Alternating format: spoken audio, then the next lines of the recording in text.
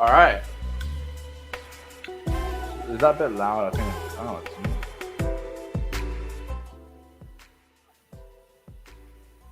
Whoa, whoa. All right. Yeah, so that's good. Oh yeah, we got new camera. Got some few stuff in the background. We are live. Let's go. Boom. So yeah, I'm thinking about we should just like keep doing like Sunday streams, because that would be better, I would say. Yeah, I think. Yeah.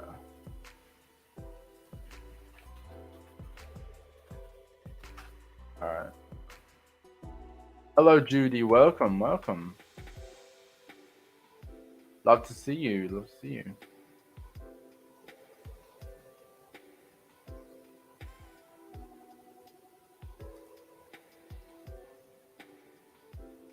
Oh, dark bubble. We should really put a countdown, but it's fine. Yeah. So, how is everyone doing today? I wasn't really like planning on doing like a podcast today, but I'll do one for you guys. Because I wasn't really doing anything. Um. So yeah, we are going to be joined later on. Soon with someone else. So that'd be great. What's on the agenda today? I don't know what's on the agenda. We got some just talk about random stuff because I wasn't planning on doing one today. Because I think I already did one this week. Um, but I would say probably not sure, not sure, not sure. Um, don't know. Huh? Really do not know. What's on the agenda? I do not know.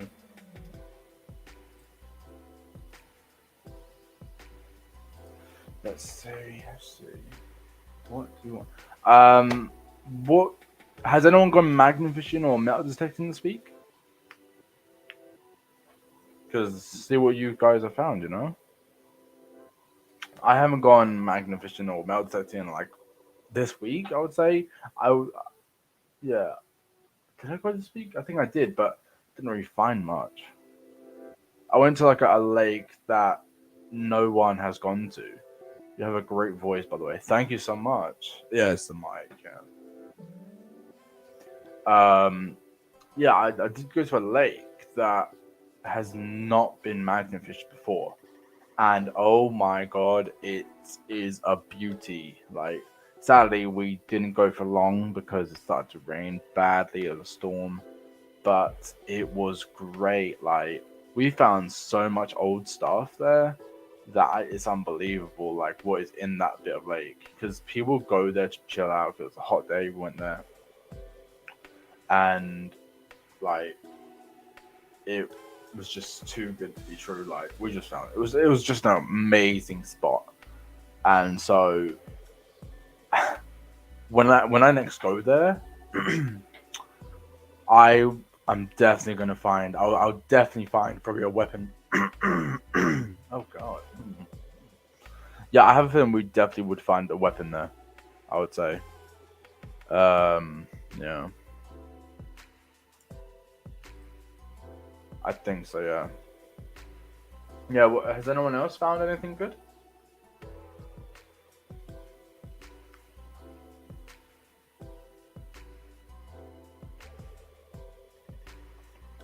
Yeah.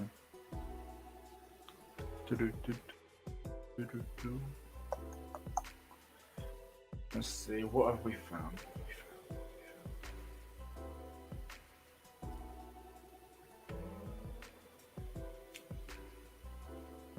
I really don't know what we should talk about.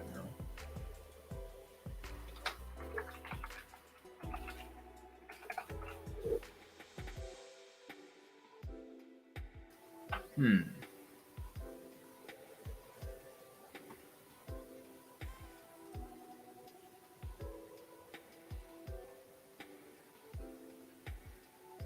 Who want? I mean, which should we let people come join on? Like, see who wants to join. You know. But yeah.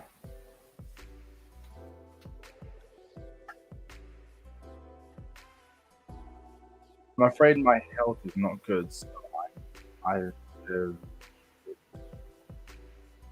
no, that's. But, I mean, I hope your health gets better. I hope it gets way better. Hmm. Let's see. Let's see. What do we have? Oh, yes. Um. Hold on. Wait. Who was the person? Who was that? Hold on. Who was it?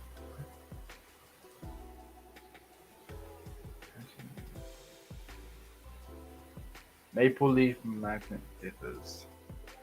Yeah. So. Maple Leaf. Yeah.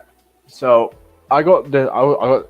This was made by Tracy Howarth. Oh, there you go.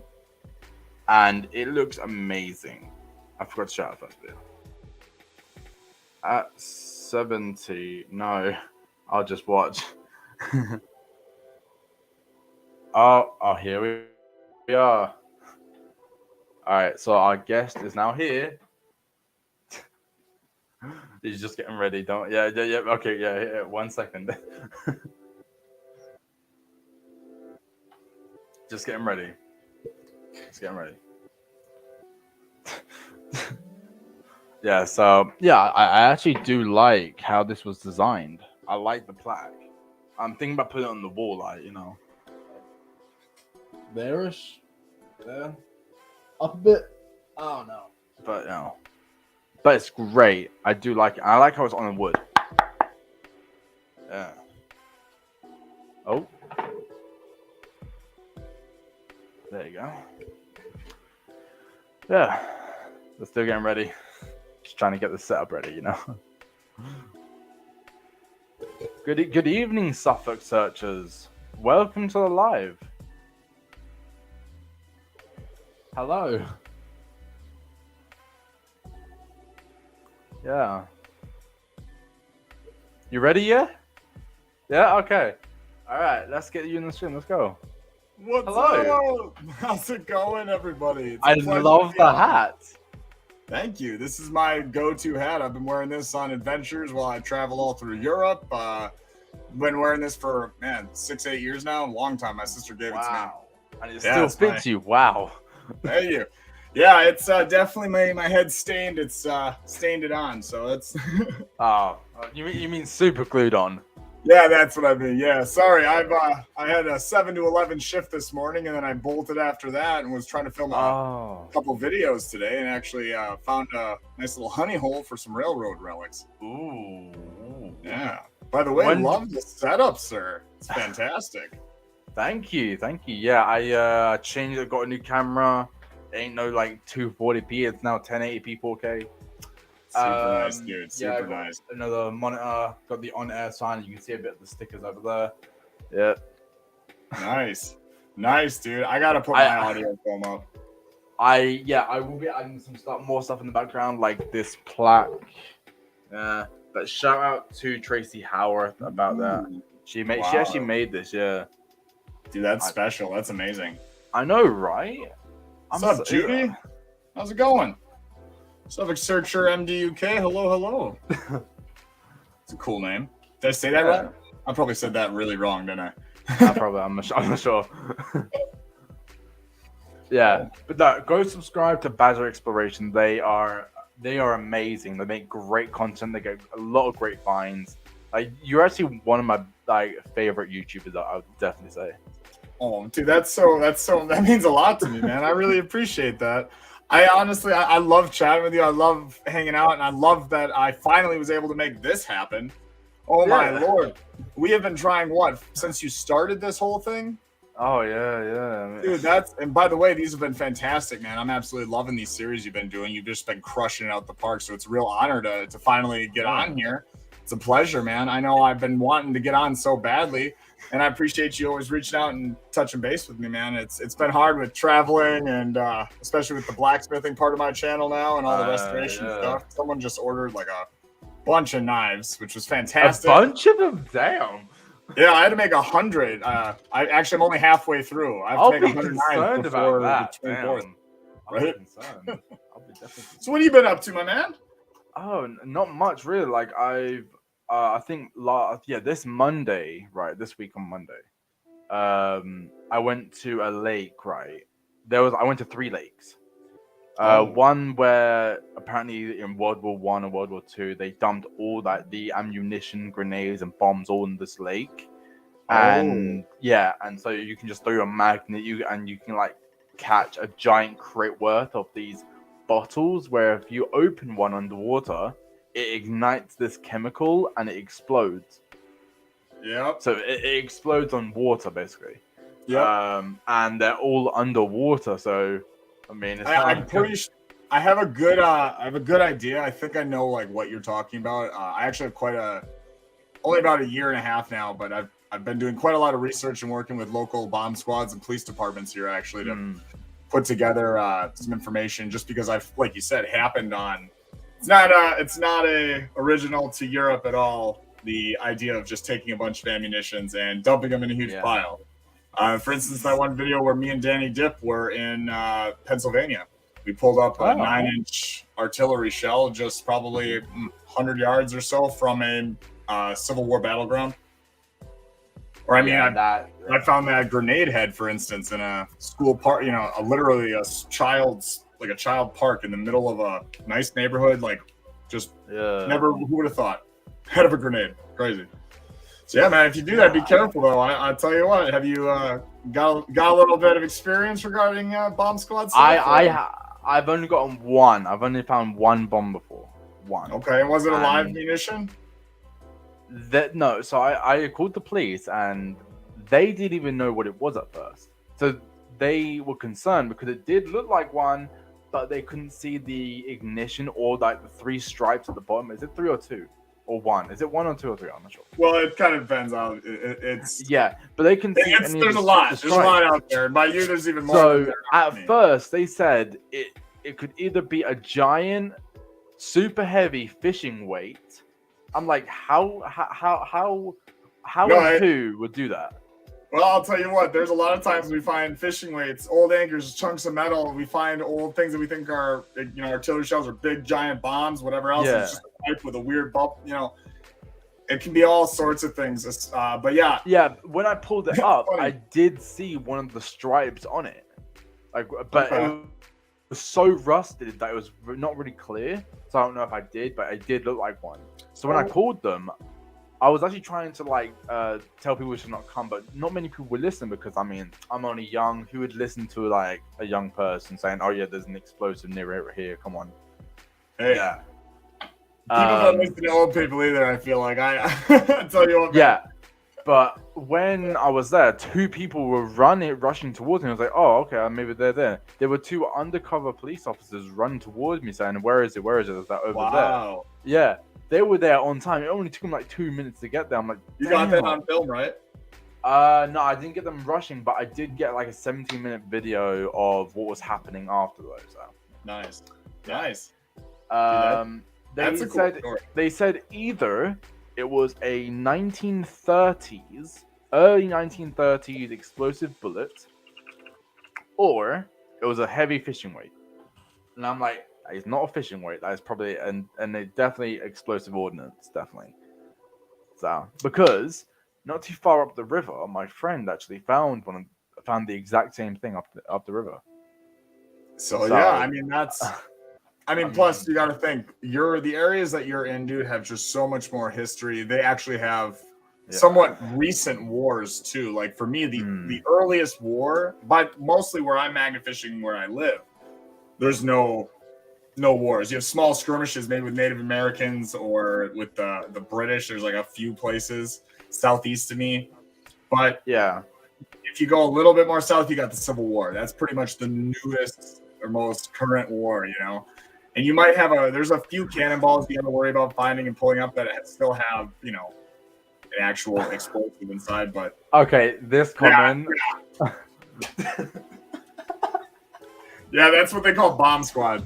Actually, if you want to know what they do, and you call Bomb Squad by me at least, and what you hope they do is, it shocked me actually that they did they bring out a density scanner to scan the density? No, the thing is, Bomb Squad was actually too busy to come. I'm like, how can they be too busy?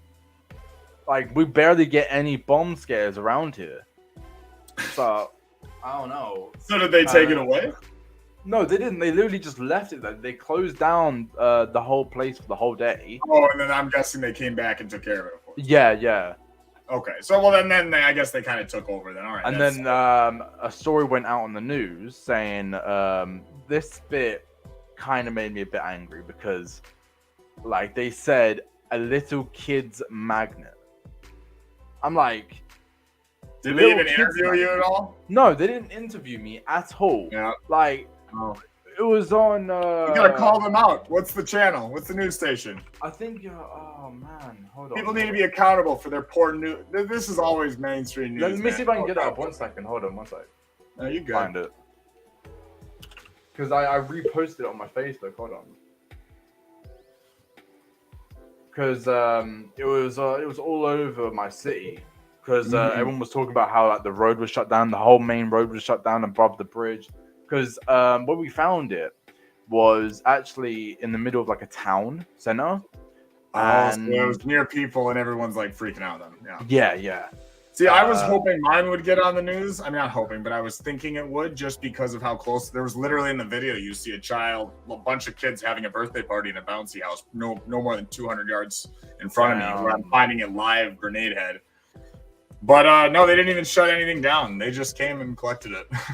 That, to be honest, that's a bit dangerous, though, don't you think? That's what I think. I mean, that's why. So here at Badgers Push, we always take that utmost precaution. I'm all about the safety, making sure that we're out there exploring and cleaning up the environment and finding these relics and preserving history, but doing it safely, and not just for ourselves and people we're with, but safe so we're a good example for all you viewers that are here today joining us. So we appreciate you coming out here and listening to us. That doesn't mean I know everything. Lord knows I'm learning every day, but I'm trying my darndest. Everyone's learning every day. Yeah, keep everyone safe. Yeah, dude, this is a fun vibe. I like the music in the back, man. This is nice. Yeah, it's lo-fi. Yeah, dude. That's what I listen to when I edit. You listen to lo-fi when you edit your videos, yeah? Oh yeah. It's like I literally listen to like any song that comes on the radio. Yeah, I even listen to those like bits where it's like, oh, you can win £100,000 if you do this. I'm like, oh my god, not this again. It's just like every time I hear it, it's just too much. Like, because you know how you're not gonna win. You're not gonna win. It's just it's like 1 in 100,000 chances to winning it. Literally, yeah. Literally. Oh, all right. Oh my god, it was literally on one of the biggest. Like, hold on, I'm put the link. Let me get the link. I'll put it in chat. Bet. And I just where we are. There we go. Awesome. I just got it in the chat. All right, yeah. Yeah, I'll put it in chat for you guys. Speaking of which, too, I'm gonna actually share this out here too. There you go. I don't know if that was a good one, but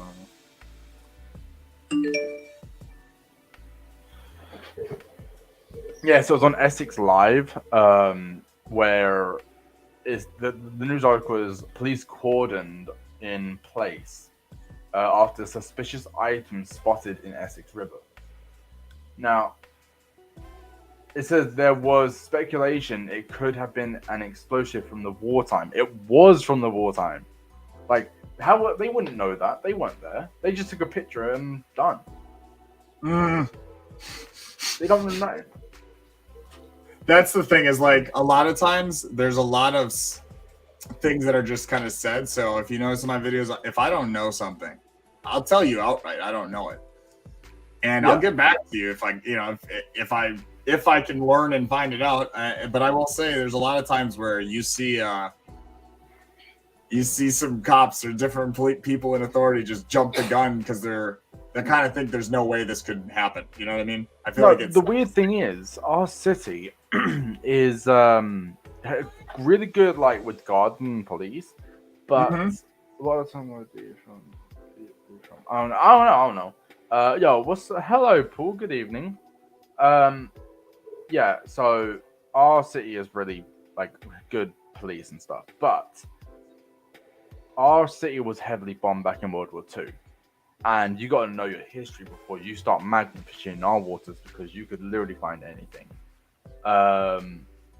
and not just the waters. If you're even metal detecting, shit, walking on the river banks, bro, you got to be careful, especially the way water works, erosion, everything. I mean, every time you get a rainfall, a high tide, a low tide, exactly. you gotta watch. I mean, I have a creek down me that's just a farm creek, and there's been settlements and farming and like land around for about 250 years. There's even a bridge in the middle of my town center. So the river goes right through the middle of my town center, right? And there's a bridge, a stone bridge, right?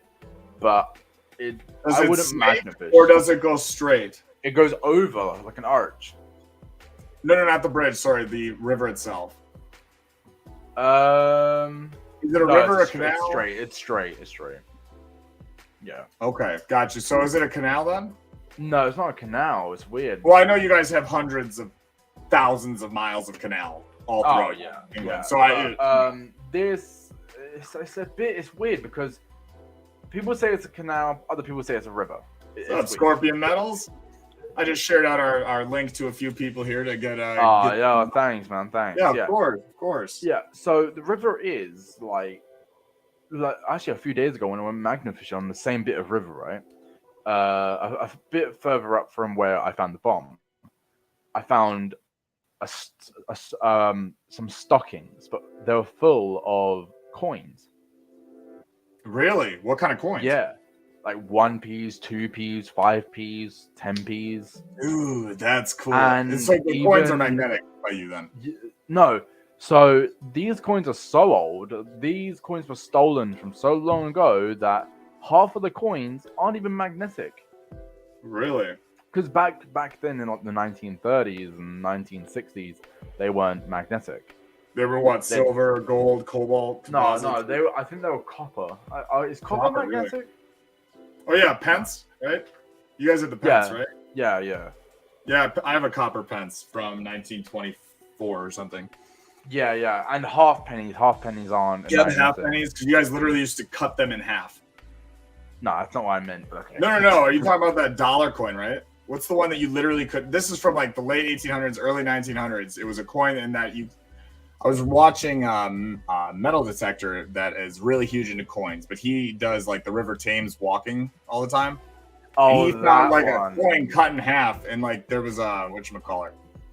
He told some story about it. I don't know enough about it. I don't know about the actual cut in half pennies, but there is a penny that is called a half penny. Okay. Because half pennies could actually get you like an actual lollipop back in the day. Oh. Yeah, so and £1 would be like £1 could get you like a whole meal. Yeah. So I'm like, it's inflation. Inflation's just crazy. Yeah, but then again, you didn't get paid. You didn't get paid what you do an hour now. Like, no, you worked all week and you got like $3. So exactly. Your £1 better get you a decent amount. Yeah. So I mean, that's just how it is, Yeah. Now we out here enjoying the wonders of finding these treasures, and just think, like you said, when that person lost that, man, imagine how that was a lot of money to lose, man. Can you imagine that? And that money wasn't lost. It wasn't lost. It was stolen. Well, stolen. Do you still have it? Yeah, I've got it in my jar. Yeah, I've got it. Yeah, let's see it. All right, I'll go get it. One sec. Heck yeah. Hello, everyone. While he's going to grab that, I'm gonna quick share out my link. What's up? How's it going, Black? Paul C, DJ, how's it going? My name is Badger Exploration.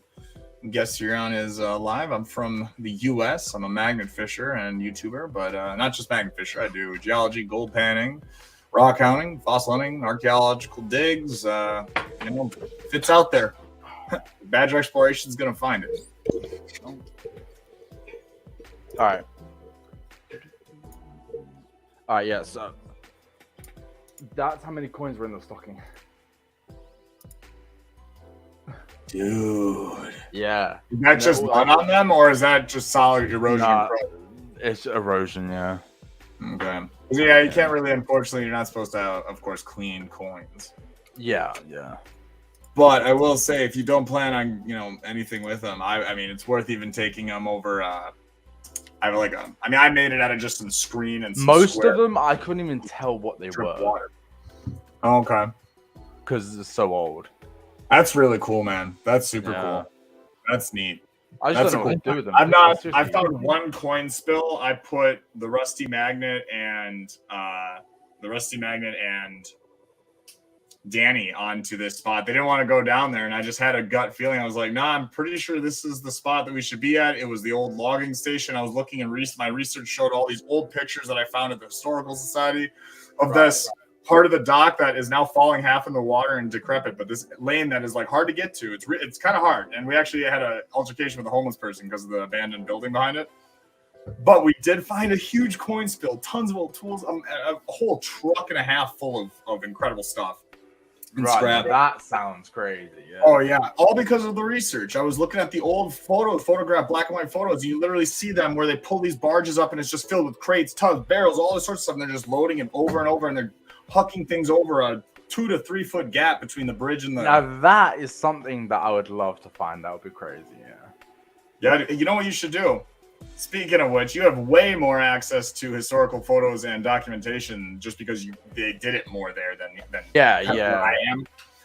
You should go to your historical societies, your local history museum, whatever else, your community archives, and look at really old black and white photos of bridges, anything to do with water if you're looking for magnet fishing. And that's going to give you an exact pinpoint idea of because you might look at a riverbank and see nothing but field and trees on the side. But 50, 100, 200 years ago, that could have been a massive factory and staging ground for a facility. So there's areas that right now look like they wouldn't be good magnet fishing spots at all because they're just in a field in the middle of nowhere that I've gone to, and I have marked now that I go to, that no one would ever think to fish there. There's no bridge, there's nothing crossing it, nothing there. It's just a field. But there used to be a factory there, so you throw and you catch. The one thing I don't understand is when the people that don't magnet fish, they ask magnet fishers, like, "Oh, you really think their stuff going to be in the water?" They clean every month. I'm like, no. When people clean the waters, they don't actually clean the metal. They just clean all like the weeds on the top layer. Yeah, exactly. That metal stuff, and you don't understand, or not you specifically, but like people don't understand as well. They think, oh, we're gonna fish out. A lot of magnet fishers get all uptighty about their spot. To me, it's not about that. It's about going out and having a good time, cleaning up the waters and finding cool things. If we do, cool. But what it's really is, these are water, right? This is water. People are always gonna keep throwing crap in because people are, crappy. Yeah. But the water, every single time it rains, for instance, I mentioned it earlier, there's a tiny creek that is just off flow from the local farmland in the middle of farm country where I am out in the sticks. And I go fish that thing probably once every 2 weeks to at least once a month. And every single time it rains, we have a big giant flood of water come in, or we have any kind of storm. I guarantee you I'll find at least a few things that got washed up, moved up. And same with when you throw it in, the more stuff you catch, it's like a shifter. If you know what a shifter or classifier is, as you slowly shake. All right, it's kind of like, when you were a kid, you had those little pails that had, when you were playing in the sand, you had that little pail that had nothing but a screen on top. You shake it, the rocks would appear and the sand would go through. Yeah. Think of the river like that. When there's a bunch of metal and junk and garbage coming in, the small stuff, over the time, the water is shifting. And so slowly, the smaller, heavier, more the smaller stuff, the denser stuff, whatever, the more innate things are going to, forgive me. We're going to, that was my alarm to originally hop on. Oh, okay. But the smaller stuff goes down. So what you get on top are these bigger plates, the heavier metal, the larger material stuff that has more surface area, that doesn't sink as fast into the muck, into the weight of the water and the earth pushing. Yeah. So once you clear those layers off, it's like every time you go out and you scrape more and more off, all of a sudden you're going to find a layer of small, cooler, older things. And it's interesting because there's spots like magnet fish where you can start to see as you peel away the layers. When no one's magnet fished there before, ever gone there before, you peel away the years. You get to see items from different years. I've gone from you know, the 90s, 80s The object. feeling you all the get way to when, the 20s in a like, spot. because imagine the stuff that has been in that water, and you pull it up, and that's going to be the first time someone has seen that object in probably 200-300 years, I'd say. Right? It's that history in your hands. What's up, Native Exactly. Arizona? How's it going? And you're Corey's Magnet. Hello, hello. But you're Yo, what's exactly up, Corey? Yeah. when you so, sit there, dude, and you're like, oh my gosh, I'm the first person to see this in 100, 200, 300 Yeah. years. it's just crazy. Like, You're it all- holding pure history in your hands. Literally. And you're a part of history now. You're a part of it. Yeah. That's the beauty of it. Because I think my biggest thing when I was growing up is I always wanted to be a positive, have some type of impact on the world, right? But also be a positive, like, impact. And I guess finding what that was always, like, it's hard finding that out. And I guess once I discovered that feeling of pulling out something just incredible, it changed my life. And now I do this. I mean, this is what I do now. I love this. This is, I wouldn't do it any other way, man. I can't wait to link up with you soon, man, especially with my girlfriend, Miss Honey Badger. She's potentially going to be going over to Europe to study abroad for a semester. Ooh. So I'll be going out to Europe hopefully within the next year for at least a month. If you come to the UK, we can set up like something. Oh, I'll definitely make a trip. If I'm going to Europe, I'm making a trip to the UK. I've never been to the UK. I've wanted to go. I've got a couple friends there, and not the UK, I guess, or I guess in Ireland. I've got a buddy that I want to visit. So 100% we'll make it happen if you're available. You know what I hate? I actually hate sometimes. All right, so one time I actually went magnet fishing at a spot that no one's really done. Nice. But there are some magnet fishers that don't really have good magnets and stuff. You know, they have starter magnets that can probably pull out, say, 20 pounds, which is still nothing. But the bit is, there's this house next to this bit of river where you can literally walk down, and there's like a boating ramp where you can just stand there and fish. And I actually asked the woman that was coming home that day, when she got out the car, saying, "Hey, can I come down there on your property to fish and clean the water?" She says, "Oh no, sorry, a lot of people have already done it." I'm like, she lied, because I literally got out probably, I'd say, 20 metal poles, a lot of crates. It's just the amount of stuff that people just lie about. That yeah, dude. And I mean, here's the thing. water's Maybe they lie. I know for a fact there's some YouTubers that'll lie to my face all day long. Yeah. When it comes to spots, it's like anything. When you're a fisher, you know, you want to keep your honey hole, whatever.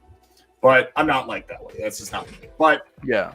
I do know, like you said, the smaller magnets just don't have that reach that, like, for instance, I use Kratos Magnetics in Native Arizona, right on time. If you want, guys, go to KratosMagnetics.com. Use Badger12 for 12% off at discount. And they are an amazing sponsor. But I actually have used a whole host of magnetic companies, like 5 different companies, before I landed with Kratos. And Kratos is by far the best one. I mean, it is lightweight, super ultra durable. I've been using the same 360 and 2400 clamp for now over a year and beat the living hell out of them. And they're still performing like crazy. I was just out for several hours today and filled up several buckets filled with metal. I mean, these things will suck and suck and suck. So I'm telling you guys, you gotta check them out if you haven't already. But I recommend the 360 or the 2400 clamp. Now, the Magnet 360, like you said, is you're going to throw in spots where people will tell you all day long. Hell, you can watch 1,000 people magnet fish with little pancakes and whatever else. And if they're catching, I don't care how long. If you go back to that spot with the 360 and no one's ever used a high-powered 360 or a 24 clamp, which is similar to 360, just a little bit less, you're going to have finds all day long, left, right, and center, because you're not stuck to, if you're using the pancake, you're not stuck to just one side scraping along the bottom. You have 360 magnetic ability. You are throwing that ball out as far as you like, because you can throw way farther, being only 4.5 to 2.5 pounds, depending on which one you get. But yeah, you're right. A lot of people don't even know what they're missing, because I go back to spots that I used to all the time and find new stuff with the Kratos. How do I give mod to people? Okay, so go to your go to the actual live stream on YouTube Yeah, itself, not there, and you can go click on my comment. Like I'll comment in the comments there. You'll click on the 3 dots next to it, and you'll make me a moderator. Oh, yeah. Wait, who wants to be the moderator? Not Yeah, or not a mod, whatever the blue wrench is. I think it's called moderator. Yes, dude. I can't wait to get that magnet wet either, bro. I wanted to go so bad when we were up in North Carolina, but the spots that they said we should try it, I was like, it was so shallow, and there was nothing. I just don't think we would have. A bunch of black sand would have stuck to it. There you go. All right. Am I? Yeah, you are. Yeah, perfect. Let's see. All right, guys. All right, cool. Sweet. All right, guys. I just dropped down below my link. If you guys want to click that, you can go right to my YouTube channel and subscribe. And shout out to the Treasure Fam. Now, the Treasure Fam is a group, a collective of YouTubers that we all are treasure hunters. That's what we are. So we do a live stream Monday through Friday. Mine is on Monday. It's 7 a.m. or 7. Trying to think for you guys. Well, it's 7 p.m. Central Standard Time. So you convert that. Because what, it's 10 p.m. It's 10:30 by you now. It's 10:36. Yeah. Okay, so that's. All right, so a little late for you guys. It's around 1 a.m. Little late. Wait, 1 a.m. Damn. Well, because I have it at 7 p.m., so I can do it usually after work. All right. But anyways, we have live streams ranging all different times throughout the week, and I go live a bunch. But check us all out. Native Arizona Adventures here. Josh and his wonderful. So would you say at the time I started this live, you think that'd be a good time every Sunday? Yeah. Yeah. Dude, Okay. I think this is a fantastic time. Yeah, right around 4 o'clock. Right, so then every Sunday at 4 o'clock your time. Then all right.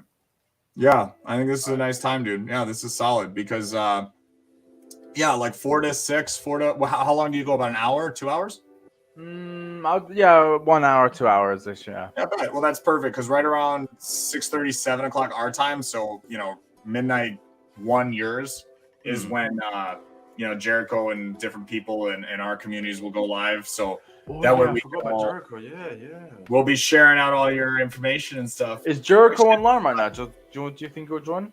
Yeah, I'll reach out to Jericho right now. Actually, me and him were just talking about you the other day. Really? What were you talking about, huh? We were just talking about how well you were doing and how we want to get you on one of our lives here to help promote your live. The thing is, you guys go live at like so late. I know, which is why on Saturday we don't. We have a rotating, revolving live Saturdays. We have different people that'll kind of go live on Saturday, or we have multiple people that go live. But most of the time it's during the day before. I don't go live after 7 p.m. on my channel on Saturdays. Right. Sundays. So a lot of people will be going live during the middle of the day. So like, for instance, you could be around like. What did it say? Around like 4 o'clock your time is when a lot of us will start going live. Oh, okay. So yeah, that's good then. That's good. Yeah. Good. Heck yeah, I'm actually gonna message Jericho right now. Yeah. Because I haven't spoken to him in a while, See what he's been up to. And I know he wanted to get on the. He wanted to see about getting you on your live here. Yeah. I'll message him right now. Actually, I'm gonna mute myself and just give him a little ring. Yeah, no problem, mate. I'll be right back. All right. Yeah. So, let's see what we got. My channel goes live earlier on Wednesday. We can have him join us as well. It's hard to have a set schedule for sure. Yeah, that is true. Yeah, it is hard. To have a set schedule, yes, because like your schedule could change, other stuff could happen, but but then because I have something different every single night, and then literally like I had to go out and I'd say, hey, I had to come back like in before 10 o'clock to start this podcast, see. it's not really something that's easy. Yeah, Jericho goes early, so it's about midday, evening time, your time. Yeah. It's about right. About right. That's about the golden lucky strike. Yeah, gold lucky strike. Yeah. Let's see. Yeah. So about the lake. Yeah, it was like the lake is like a gold mine, because the stuff I found there, I only found like a few items because I only had a bit of time there. And so like I think the first thing was a fork, a stainless steel one, so it was pretty good. And like some giant canister that it was half exploded, like a helium tank, but it was big. And then we had to go, but I knew that spot was a gold mine because that spot that a lot of people go there in the summer. So, and yeah, I just knew if I go back there, we did the whole day. It'll be a great spot for like a big collab. I bet you. Yeah. Yeah.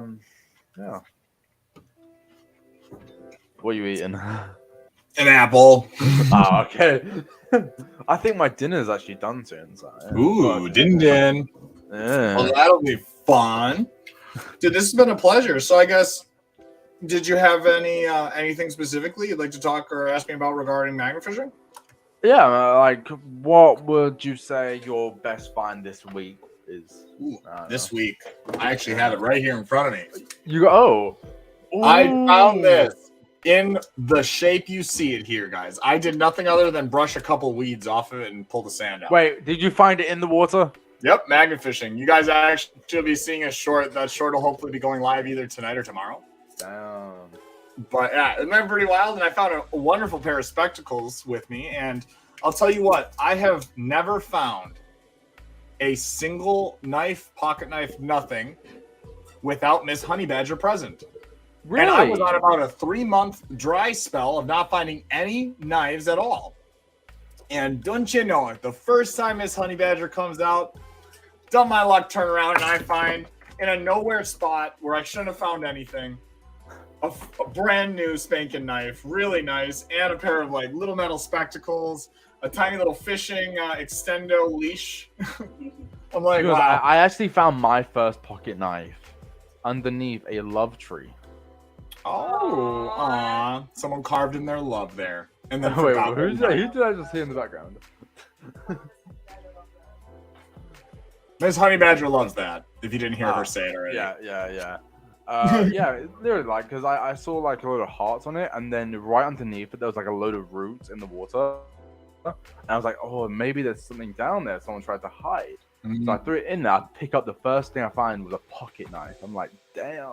Have you gone back to that spot and metal detected it at all, or? Not that I no, because it gets flooded and it gets very, very wet over there. So. Oh, that seems like an even more of a reason to metal detect it. That means it gets flooded and wet, which means when stuff gets dropped, it'll every time it gets wet, seep in a little. Yeah, but I mean, metal detectors they go bad when it gets wet, you know. Oh, I have a waterproof one. Sorry, I don't. My bad. I got like one of those old ones. Yeah, you're right. I used to have an old one, but the amazing Miss Honey Badger just hooked me up with the brand new Simplex Plus metal detector, which is quite amazing. I found a few things. I've been waiting to really get a good break-in for it, and that break-in period is going to be coming up here at the Magnet May event in Wisconsin here. Iron Antler is one of the co-hosts of that event, and he's going to be doing a whole day on just metal detecting. So I'm very, very excited for that. That's great, yeah. Jericho is who brought us all together, and it was. Oh, very good point, Miss Native Arizona Adventures. I have not shown them the knives that I've been making. In fact, I don't even think I have one of my forged knives up here. The knives, wow. Oh. What knives? Yeah, I don't know. Have you seen that at all? About? What are they talking about? Have you seen the forging I've been doing recently? No, not that I know of. No. Oh, so I've been, I'm a little crafty little bugger, and we've got a pretty hardcore winter here, and I'm not the kind of guy to have free time. So whenever I have a moment, I hop out into the my workshop there, the Badger Den, do me some foraging and whatever else. I go live all the time. I sell all different custom made and thought if you could think of a cool knife made from one of the relics or old metal that I find, and that's the niche. Sorry, of what I do. I make everything out of stuff I have found. I do have something from World War II. Ooh. Yeah, so there's a story behind what I found here. So, because when our city got bombed heavily back in World War II, one of the bombs actually dropped next to one of these factories, and that factory was a ball bearing factory that was making ball bearings for the military vehicles and weaponry. Okay. But it got destroyed, and it was actually the biggest ball bearing factory in the entire UK. Oh, wow.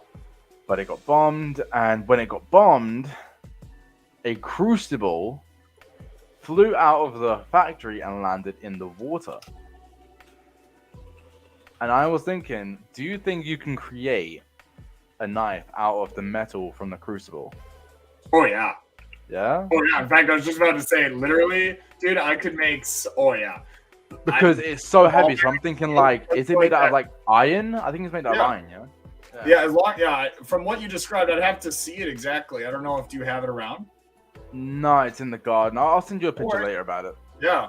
I mean, I don't know how heavy it is or how big it is. Oh my god, it is heavy and it's massive. Yeah, I was going to say. And maybe if you could find someone to cut off a section, I mean... I think my dinner's ready, but yeah. Unless you want to ship it. Hey, up to you, man. You want to pay, like, whatever the heck that's going to be. You can send that. No, I've got something that's smaller that is a bit cooler. I've got something that's big. Yeah, there you go. Small. And remember, when I ship these, everyone, I'm an artist. These aren't knives or weapons. I am mailing you in the mail, not a knife or weapon, no, a piece of artistic rendition, a sculpture, if one may say. Don't worry, their sculptures are razor sharp and tempered. You can use them. They are nice, usable art pieces. Workable art, I like to say. And yes, Judy, magnet fishing is still my favorite, and it is my ultimate passion. I love it. The only thing that maybe rivals it, to be honest, the magnet fishing is bottle dump / dump site, like really old dump site digging. Just because it's kind of similar to the fact that I can happen onto a magnet fishing spot and just pull out crazy find after another. And when I find these really old dump sites for bottle dumps, all sorts of different, relics, I'll find bullets, all sorts of silverware, tools, whatever else, bottles galore. And I just get to go through layer by layer and layer, and it's just constantly picking out what I want, what I don't. So I enjoy that constant rotation of treasure. But I also am quite a fan of the long game and that long haul process that goes along with, like, prospecting, for instance. That I enjoy the whole process of it. I really like the ability to sit in the nature that I'm in when I'm doing that. So, yeah, exactly. My girl, Miss Honey Badger just goes, because he rarely sits. And this is true. I am always on the move. So this prospecting is nice because I can do it sitting in a creek as the birds chirp and the water moccasins slither by. But it's pretty nice. I really enjoy that aspect. And that's kind of why Badger Exploration, we're not just a magnet fishing channel. We're not just Metal Tech channel. We're not just anything. We're an exploration channel. We're out here trying to find things, no matter how we do it. And we love learning new ways to do it. Yeah, Judy. I am amazed too what ends up in the water. In fact, pretty much, in my opinion, the water is always, even when I'm just going to do some mudlarking or just eyesight stuff, I always look by water or where old water creeks ran and riverbeds ran. Because that's water falls from the sky. If, for instance, a tool, this is very common. I'll find tools 300, 400, 500 yards downhill or down the slope towards where there's a river from these old logging camps, because pretty much all of the old logging camps that I'm researching going to up in the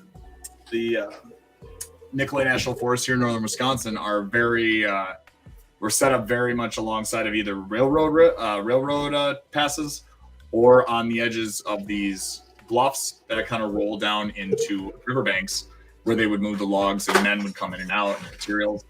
But a lot of the tools that, you know, may have been left behind dropped up at the top of that hill over the years of snowfall, rain, everything, you know, ice cold, ice cold. Every year that stuff sinks deeper and slows down deeper. And the water, the moisture all leads to the river. So not only are stuff dropped and left and collected by the rivers, Judy, you hit it on the head.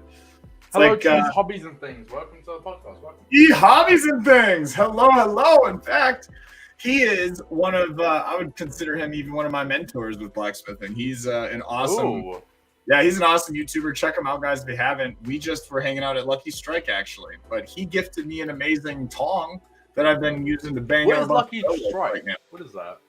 What's up? What is Lucky Strike?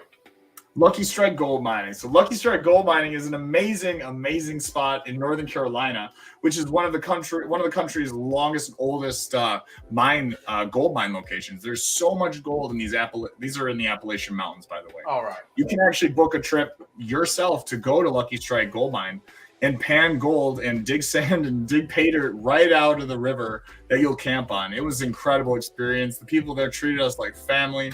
And guys, if you want to see all the ins and outs of that, they've set us up on a massive Robinson dredge system. I was underwater several feet with a hose, had to ride it like a pony with a full mask on. And you'll get to see me just sucking up gold, dirt, rocks, all crazy down into this river. Then in another episode, we're using a massive wash plant to wash through not just a few buckets, but we're talking yards of sand and material.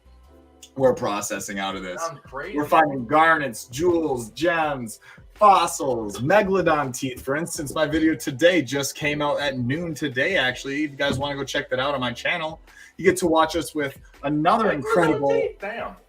Oh, yeah, dude. Just wait till you hear this. Have you ever heard of Oak Island? No. Okay, so Oak Island is a very popular... video or series, I guess, about treasure hunting and finding these gold on the island, Oak Island, right off the east coast of the U.S. It has been on like Netflix, several different streaming services. It's quite a large production. And these gentlemen here at Northern Carolina Treasure Hunters Campground, or their YouTube channel is Eastern Outdoors Expeditions.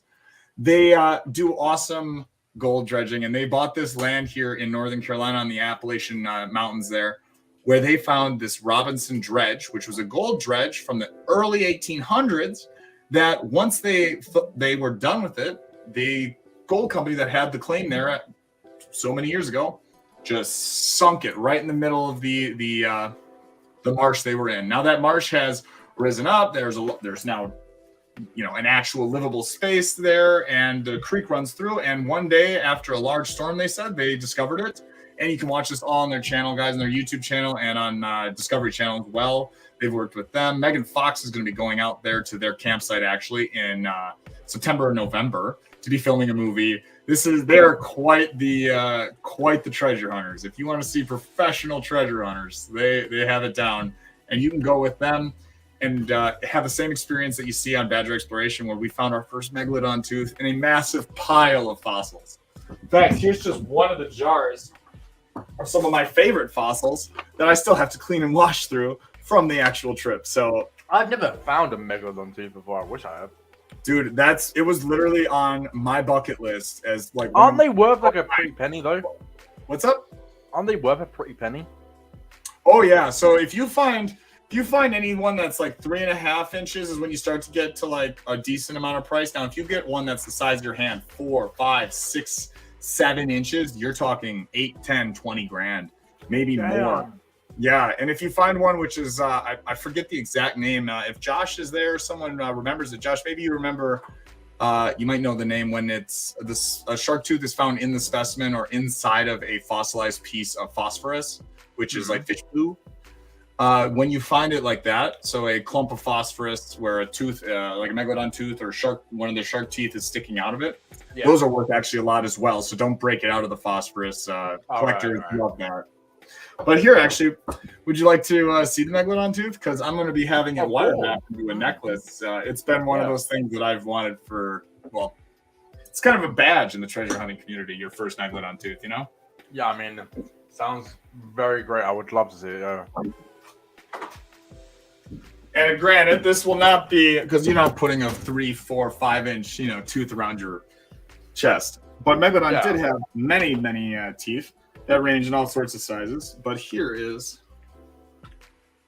the one that I have. Now this one's about almost 2 inches. Still good, still clean, oh yeah, still dude. amazing. And you've got both points. Now this is an incredible specimen to find, guys. Now, just so you know, the rarity of those massive ones is so rare. I mean, you're talking 6, 8, 10K.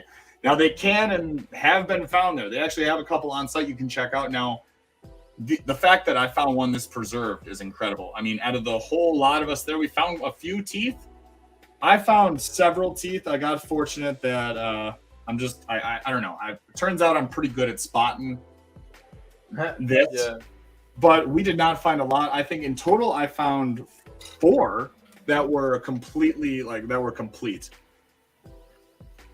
What? So like some of them aren't complete and they're worth less? Well, they're not worth less. They're worth what they're worth what you like, what you think they're worth to you. Yeah. You know what I mean? Yeah. So for me, like, is this something that is gonna, can I go on eBay and sell this for a bunch? No. I mean, I could sell for maybe a few, measly, some chump change really. But to me, this is a huge sentimental thing. This is part of like history is million plus whatever, how long years old. I'm gonna wrap this, wear it as a badge. And these other ones, I've got one that's actually going to be going to a really awesome subscriber, and she's been such an amazing subscriber and supported the heck out of me. So I'm not going to say anything else because no one knows about it yet. But I'll be sending one of them out to her. I'm doing a giveaway on my channel actually for this one, which I'm going to have wire wrapped and put into a necklace. There's going to be a duck racing giveaway coming up after the 9 Official meetup. That's great. And the rest are just kind of pieces that were more I don't know. They're just more pieces that I guess I find interesting. But this one right here, this was the largest, or a piece of the largest tooth. If this was all intact, this would have been the big ticket item one we're talking about. So this is proof that they're there. They might be broken like this. That's part of fossil hunting, right? Yeah. Yeah. But this right here is this is taller than the actual, here, I'll show you the first tooth, right? This section is equivalent to just this bottom part on my tooth, right? Just this little section here that's lit up almost. That's what this piece is. This piece is actually taller. I don't know how to hold it so you can see it, but is as tall, a little bit taller than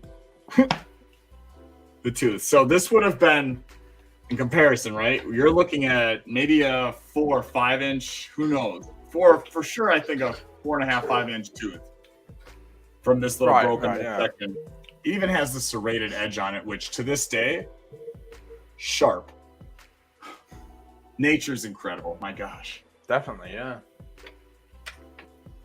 Yes, in Host Rock, that's what it's called. Thank you, T Hobbies and Things. Yes, in Host Rock, that's what it is. Better actually write that down because there it is. Gonna write it down. Oh yeah. He has to. Oh, I have to.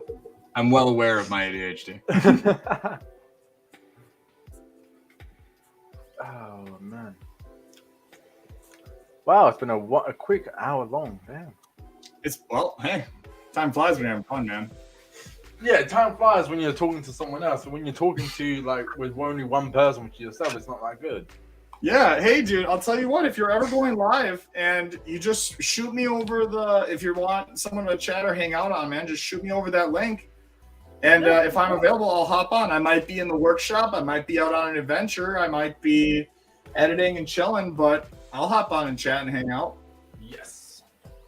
I love talking. I love talking about our passions and all this fun stuff. So, heck of yeah. You guys want to see? You guys want to see some of the garnets that we found on our trip? Yeah, I would love to. That's right. Oh, alrighty. Inside of here, a bunch of garnets. A garnet is a small gem or like gemstone, basically. And maybe if you have a better, I don't know. Correct me, Nate. Josh is our resident, one of the experts here. I'm not the expert. I'm more of historian, relic. I'm very knowledgeable on man-made items. I'm learning on these. Now I know these are garnets, but inside here are 2 ruby flakes and 1 decent sized ruby that technically I found it. It was in my pan, but thanks to Jericho and Charlie and the amazing people at Lucky Strike, they pointed out, identified it, and let me know. And I forgot which one it is, so now I have to get them to identify it again on a live. So, To be honest, aren't rubies like worth like 10K? I mean, if polish and process, and it can again, it's the size, the quality, the purity. There's so much at stake. How much would you say that bit you've got right there is worth? You know, so it is about, I don't even know how to describe it. It's like, see that like one right up here? It's kind of got that orange, that like purplish glow to it. Yeah. That's the one it is. And it's a small little rock, but I don't know enough to say the purple rubies are amazing. I only found one. Yeah, see, what would you say something like that is? And the red ones are garnet. So one of these is purple, and I've got some red garnet. A bunch of them are garnets. Mm-hmm. What would you say, Josh? I mean, one of these little red rubies are in the raw. Because I watched Pawn Stars, right? And this woman came in, and she had a ruby, and they said it was 10K. I was like, oh. But see, here's the thing: was it a processed, polished, clean-looking ruby? Yeah. All right. Do you want to look like here? Here's some really large gems that I found with AU Minor that he picked out and told me to save. That are I got to get the exact name, but these could be These are gemstones, so these will polish up and be clear gem. But this is what they look like in nature. This a nothing rock. A nothing rock. Okay. Like literally, I mean, to me, I would never have known. Now I'm starting to get that eye, like training your eye. It's like anything. The more you train, the more you know. Yep. And we had a competition at the Robinson massive wash plant there. Not the Robinson Gold Rush, sorry, the wash plant at Lucky Strike. When we all were divvying up our big pile of gold that we pulled out of that, our couple ounces, we had a bunch of big flakes and basically what we call pickers, right? Right. I was blessed and fortunate, and with an amazing group of guys that were also cool with it. I won the. I got to be the guy that got to walk away with the largest piece of gold from the wash plant. That's the largest. Oh, you trust me. When you start panning for gold, and you realize how much work and how much freaking work it does when you're doing it with just a pan. This is also a huge piece when most of it is so fine and small. Let me show you what the rest looks like. By the way, this is worth a good amount. How much would you say? I gotta see what the price is right now. But these are the pans that we use. This honey. Very bag. colorful. Very colorful. Right? Yeah. Well, she's got to have pink. But here, let me show you the gold itself. Actually, I have no idea. Oh.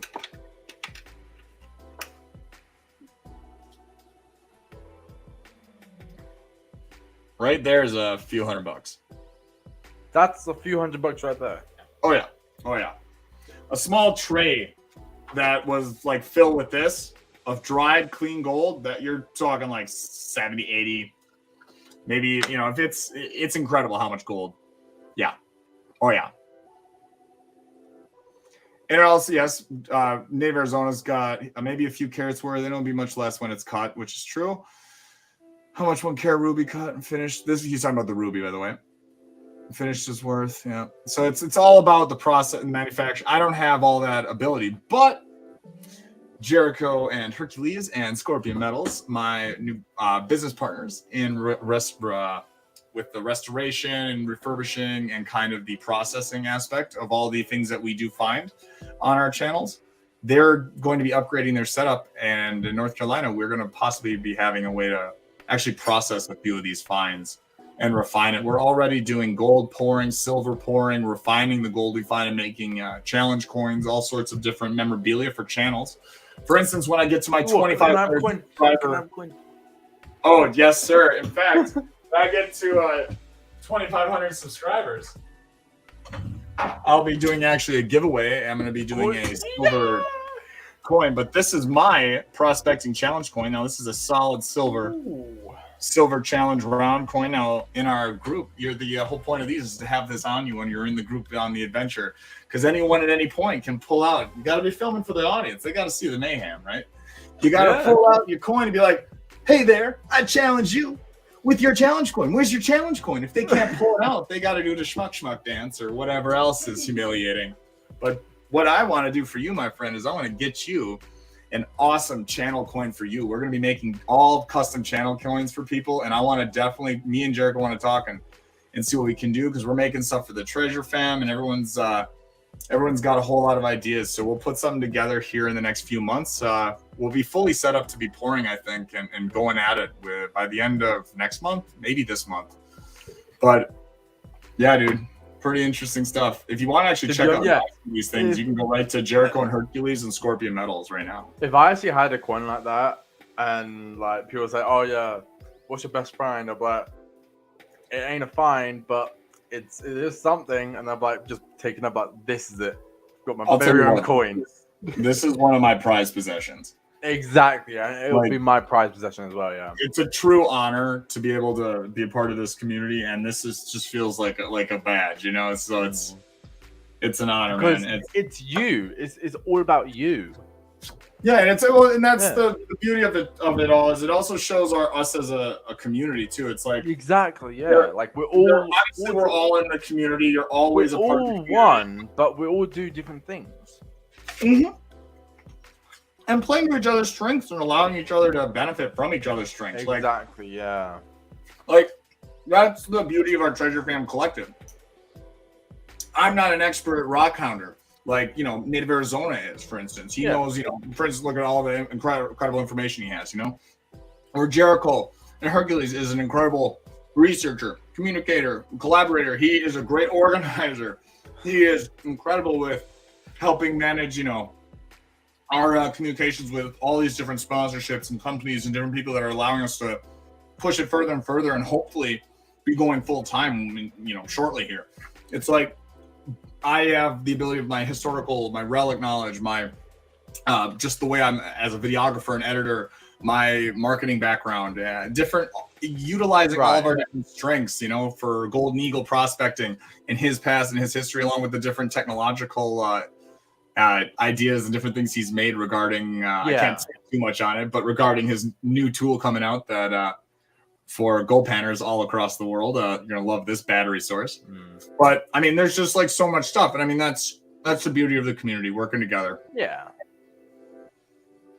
It's like you, my man, you've got the, you know how to share and collaborate and communicate a very clear message for our community. I think you're a great community organizer. Like, you've put together a wonderful channel that shares out and promotes all sorts of different, you know, manufacturers and content creators, but you do it in a way that's so, one, respectful. You know, you're genuine, you're coming from a good place, and you've done it in a way that's really benefited everyone and helped out everyone, along with helping out yourself, which is amazing. I mean, the whole point is, like, if, in my opinion, if everyone doesn't walk away happy with my business deals, it's not a good deal.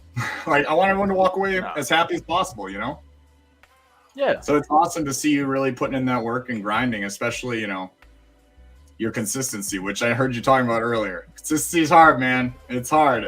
I struggle with it too. It's like, sometimes I just don't want to get up and do anything, but I got it, you know, or whatever. But hey, when's your next trip magnet fishing? To be honest, I'm not sure. Probably this Monday, I would say. Probably. No. Ooh. Yeah. Do you go live at all when you magnet fish? Nah. No. I try and make content, but I can't. It's hard to make content while you magnet fish, you know. Yeah. Because I'm not good at cameras. I don't know how to I don't know how to record it. I don't know how to upload it to the PC. I don't know how to do that. I am. Yeah. I will say that. I need an editor. That's what I need. I need a cameraman and an editor, and that's it. And that's it. I just need, like, you know, hired, you know, $80,000 to $100,000 total in business expenses a year. No big deal. Just like 2 full-time employees. Whatever. No, I feel you because literally, dude, once my channel is going, I have all my bills and my life covered. And the second I have anything to invest, first thing I'm getting is an editor. Oh yeah, literally. Yeah. Once I'm making my X amount per video that I need to make, I'll teach him to edit. I'll edit some stuff. I like editing. I'm a pretty good editor. I like to think. I spent years doing it, but Because I can edit, I just can't record. okay, see, I can record, no problem. I can film videos 4 or 5 in a day sometimes if I'm really on a roll and we're finding enough stuff. I can travel all the time. I can drive all night long and then get up and film a video. What I can't freaking do though is keep up with how many videos I film because I'm out filming and doing it. So it's like, when the heck do you find the time to get all these videos edited, right? Yeah. Especially the way I've been editing it, which is, really putting in some time, effort, making it that higher quality edit. So that story is there for you all. Cause like, I don't want to do y'all a disjustice and have some, shaky and inaudible bull that y'all can enjoy, So Yeah. it's like, I don't know, finding that balance. No, because for me, when I record, I try and make one long video and then take that video, cut it into tiny pieces, put them in shorts, and put it as a normal post as well to make Nice. like a lot of posts. Yeah. So that And then, I'll break my full videos into like 3 or 4 shorts. Exactly, yeah. But like recording different types of videos in the same day, I can't do that. So you know what a good way to do it is if you have like one camera and SD, like a GoPro SD card. So here's the tips from a videographer. I'm going to give you the top 3 tips. SD cards are expensive. I don't have the money for that. What do you film on? My phone. Oh, for your phone? You know what? About my phone. I'm going to send you about it. About the figure phone. out if I'm going to try to get people. I'm going to try to get. I don't get paid till Friday, but if I can figure out, I have a GoPro that I would be willing to give you. So about the phone, right? I've dropped it. Did you hear that? Many times. Yeah, I heard it. Yeah. I'm Do you want it? I don't know what to say about that. It's just a GoPro 5. It's nothing crazy. What do you GoPro Hero 5? 5. It's a GoPro Hero 5. I don't have a charging bank. I just have a GoPro Hero 5 and I have one battery. And I can send you a 32 SD, maybe 32 gigabyte SD card. How does that sound? I don't know what to say about that. That's the I would thing. love to do that, man. Me, Jericho, and a bunch of people have been trying to figure out. Scuba Steve, have been trying to figure out how to get a GoPro in your hands, just because of the shipping. So, or like how we would buy it or send it over, whatever else, and just due to the incredible and immense generosity of this community and the people in this community, and I have been blessed to not have to necessarily I don't need this third GoPro because I'll have Anastasia on another one and the 360 GoPro that I've been using. I just would, it shoots 4K, it shoots good quality. I mean, it's crazy, but all my first videos for the first 8 months were on it. So, I mean, I don't know what to say though. That's the thing. I don't. Dude, just use it. Use it well, man. Just make sure you're out there and enjoy it, bro. Like, you can get the whole little because the phone I've got right now is this one. It's an iPhone 7 Plus. It has bad camera quality. It can't even use online banking. That's how bad it is. So. Oh, and plus, I mean, I don't know how much gigabytes you have on there, but I'm guessing you're not saving much. Not much. Okay, so what I would recommend then. So now that you got your GoPro, so I'll teach you how to go. Here's what I would do on a day. This is how I learned to magnet fish, and.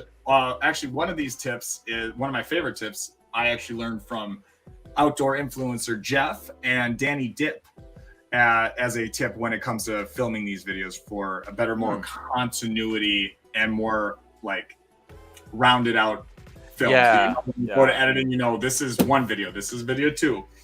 And you can do this all without having to change your SD cards. So step number 1, when you start your video and you get to a location, do not do any filming. Just put your GoPro on and go right to the wall start recording by pulling out your magnet or whatever and get that first throw. Your first recording video should be that. You can talk, say whatever you want. What if I accidentally throw it and the rope comes up my hand and it goes? I went, oh. Well, then you've got a great video because now you got to go find your magnet. But just start magnet fishing and film a full video there from your GoPro perspective, right? And if you want throughout the time, if you have another camera, you want to get other camera angles for here or there, you go ahead. But I, for the most part, just do that unless Miss Honey Badger's with me and filming. And then at the very end, when I'm done with a video at that location, I want to stay at that location. What I do with all those clips is I take my GoPro and I turn it on and I cover the screen. So it never records anything but just black, and I turn it on and turn it then right off. So it's got a couple seconds of black. That way, when I go into the SD card on my computer to move it over to my hard drive and move it into my editor, you're going to see footage, and then a black box, and then footage.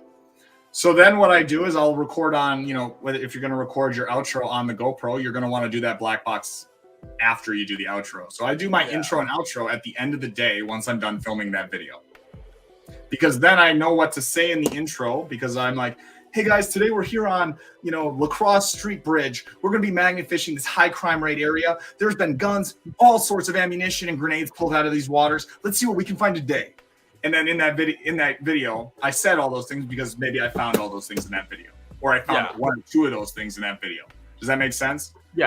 And then at the end of the video, I have the same appearance. It's before and after. It's in the same kind of location-ish that you shot the intro and outro, so it's kind of like a sandwich, Those are the two buns at the end of that sandwich. Just made it.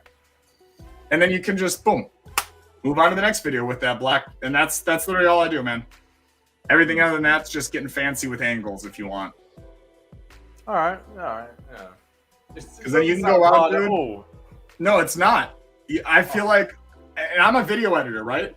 So literally that moment you just had, brother, makes me so happy because a year and a half ago, I was putting myself through fucking hell trying to think how, I can't do YouTube anymore. It's just too hard because I'd worked production, legit production, filmed with Chicago Fire, legitimate, did different work with, reality TV, all sorts of stuff. Music festivals, weddings, whatever.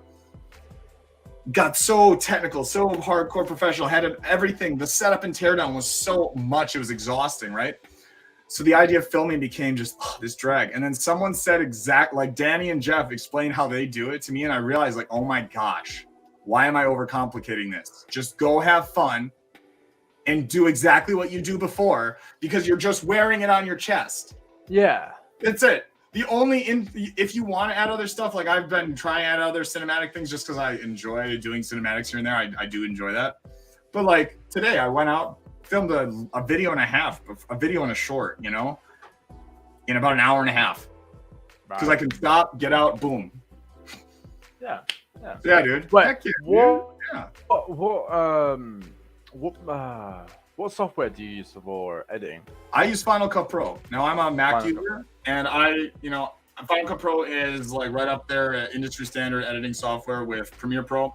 Now the reason I use Final Cut Pro is I like Apple because I have a MacBook Pro. I've got a iMac, iPhone. The ability to share footage after you're done editing in 100% quality instantly is so invaluable. And if Apple had nothing else, I would buy it for that sole reason, because it's that important when you do what we do.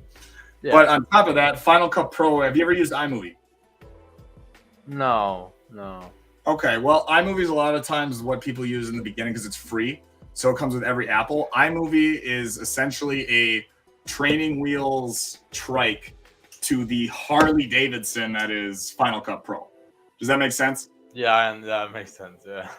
Now, I recommend Final Cut Pro because it's also hands down the most user-friendly user interface, magnetic timeline, easiest thing to jump in. If you're going to learn and just jump in, that's how I did it. I had I went to college, but for this stuff, but I'm got my degree, got to college and I got my scholarship because I already learned everything from YouTube. So I regret going to college. I think it was a mistake. I'm thinking about using Wondershare Filmora, Yeah, wait, say that again. Wondershare Filmora. Do you know that? No? Right. It's for for YouTubers that have just started and don't know how to edit. It's easy, fast. You know, you just like download the video. You can just click and cut. And there's so many new editing softwares out there. Again, I did industry standard just because, you know, like for instance, you're going to be using a lot higher quality footage. So using an editor that is designed for what people are, you know, a lot of people will be using maybe just their phone video clips and then putting it into this editor where if it's not designed to handle large 15, 20, 30-minute videos of 4K at 120 frames per second or even GoPro, you know, it's like, like my video that went out was shot on 3 different cameras, all at 4K, one of them at 4K and 120 frames per second with dot wavelength audio, like all that stuff. I mean, after compressing it and pulling it out, I don't even want to know how much all the raw footage is together, which I keep all my footage on a hard drive, but just the actual condensed version that I had to upload to YouTube was 22.3 gigabytes. My average video that's 18 to 25 minutes averages about 18 to 20. Yeah, it's about a gigabyte a minute. Yep. Yeah. Okay. I didn't realize. Yeah, so that's one of the reasons why it's always like 1 to 2 weeks when I get out my videos. Unless like tonight, after this we hop off. I'm gonna be just pounding out like as many edits as I can tonight. After I hop off this, I'm going to bed. Yeah, good, right? Speaking of which, we're at almost an hour and a half, man. Damn. I think that's my longest podcast I've had before. Well, hey, I feel like time just flew by. I can't believe I just sat down. I know, right? Dude, I'm actually so happy about that GoPro. I'll need you to like message me. Do you have my? Yeah, sure, no problem. Yeah, message me. Just we'll chat. But I'll get you in on. Actually, can you message me on Instagram? On Instagram, sure. One sec. Bet. Because I'll talk to Jericho and Steve, and when I try to send this all over to them, I'll meet with them at the May Magnet. Yeah, I was gonna say we'll load it up with some stickers and such. Yeah, because as you can see, a lot. Brilliant, I got it. Oh yeah, dude, gotta get that. So here's my idea. I haven't committed to it yet, but this is like my mirror. Ooh, very nice. This is, and I'm going to take it and on the back, it's got this lovely black like backing wood. I thought putting all the stickers of people on here. So what? Like just flip it over and just see all those stickers? Yeah. I don't know, because I want a way to really display it, but I also want a way that I can always display. Do you want to see my sticker wall? Yeah. Do you want to see it? I do want to see it. I've actually only seen little tiny pictures of it. I've never got to see it. You're only seeing right now. You're only seeing that bit right now, but yeah, I'll show you. Yeah. Ooh. It's hard to. There you go. Dang. Yeah, so we've got all different types. Mostly are from the UK, actually. So. Well, you're gonna have a whole bunch from us here soon, man. That's awesome. I'm glad that we're gonna be able to get you out a GoPro, man. Get you going on that. That's fantastic. But also, I'm still happy that I'm actually the very first to be affiliated in the UK with Brute Magnetics. Oh, really? I did not know that you were affiliated with Brute Mag. I didn't mean to promote my thing on here, my bad. No, it's okay. It's okay. I don't use them. Like, it was just something. Oh, so you have an affiliate with them, but have they not sent you anything yet, or? They sent me a magnet to use. I have used it, and they're not good. But their gloves are good. I like their gloves. Yeah, they're actually one of the only. I've been getting on the team at Kratos since I started with them about gloves. What I decided I'm going to do, though, is I'm going to find I've been looking already, a retailer. I'm going to get custom magnet fishing treasure hunting gloves ordered, and on there it's going to say Badger Explorer, or so like when it'll be like Badger. Mine should be like magnetic movements. Dude, right? Well, this was my idea, like right from the beginning. I just stole it from you. No, I didn't mean it like that. I was saying this was my idea. I'd always go to Jeff and Danny and everyone. I was like, I wear this little black bands on here during the summer because it's hot or whatever. I wear short sleeves, but I wear these, and on there I have a little Velcro strip. So I put a morale thing on there. So it'll say like hashtag treasure fam, or on this forearm, it'll say, you know, a sponsor for the video, like create it, whatever. Right. Because this is, I mean, when you're making these videos, you're seeing basically your arms and your hands. Like that's amazing advertising space. You know, that's why my knife says Badger Exploration on it that I dig out with, or my tools are all, you know, that's part of the benefit of being a blacksmith. I make all my own custom treasure hunting gear. So. Oh, we've only got 2 people watching. Oh dear. Oh wow. Oh. Well, dude, what's your thought? Don't know. I don't know, man. I don't know. Have you got my shipping address already? What's up? Do you have my shipping address? Want to send it again? I think I sent you on Facebook. Let me check.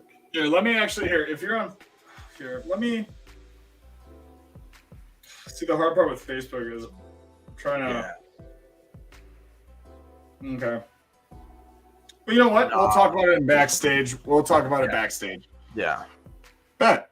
Well, man, I don't know about you, but I think it's been a wonderful live, dude. We're coming in here at an hour and a half right now, so unless you have anything else to say, man, it's been a pleasure. No, I ain't got nothing else, man. And I'm just tired. if you're free at all, I believe it. If you're free at all, maybe I'll be possibly linking up with. I'll be magnet fishing on Mother's Day with my mom, or not Mother's Day, the Saturday before Mother's Day with my mom, and possibly Danny Dip. So I'll be going live, hopefully, from one of those locations if it's safe enough, because we are going to be near Gary, Indiana. So, I mean, my mom wants to go magnet fishing. I said I'd give her a good time. Wait, what do you mean safe? Like, what do you mean safe? Like for our physical well-being. Like it's a high crime, like it's an area where like crime, right. Like I have to carry on my license concealed carry on me there because it's a genuine real threat. I mean, this is, you know, it's not quite the, you know, Clint Eastwood, you know, Wild West out here, but I go outside every day and see a few people carrying a gun, and it's a legitimate reality. You gotta, you know, you gotta be prepared. Never not be. But yeah, guys, it's been a pleasure. If you haven't already, check us out. Make sure to hit up Badger Exploration, guys. We're posting new content every single week, and every day we're posting different shorts showing behind the go subscribe exploration. to Badger Exploration. Yes, definitely. It's been an honor, guys, and a pleasure. Thank you so much for having me on here, man. And it was so cool to get to chat. Heck yeah. Yeah. All right. Well, cheers. I hope everyone loved this live. And I'll see you all next Sunday at 10 p.m. GMT +1. Yeah? Heck yeah. All right. Goodbye, everyone.